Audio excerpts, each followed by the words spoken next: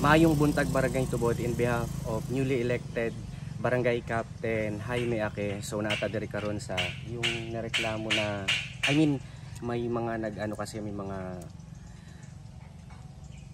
basta may inayos natin yung ano dito ngayon yung tubo sa ano, ito yung update. So kahapon kasi ginawa namin siya inayos together with newly elected Kapitan Jaime. So giayo na mo ni gabi update ta karon November 23, 2023. Ito yung update kahagabi kasi umulan ng malakas, so tingnan natin kung ano yung mga nangyari after namin gihimo tong tubo dire sa may Purok 4 Dapet. So tara, let's go.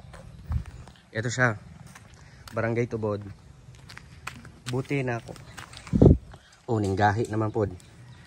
So gabi kung nakita nyo sa video, gikuan ni butangan og ani para kung umulan diri na siya dapet to. So karon gahi naman gibutangan na nilag ani. November 23 ngayon na.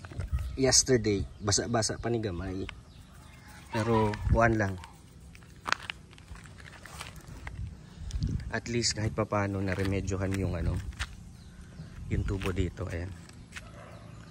So maura to mga kabarangay. So please follow Aljay Mark Habian, proud Aloranon, and Aloran TV for more updates dire sa ato ang barangay. Daghang salamat.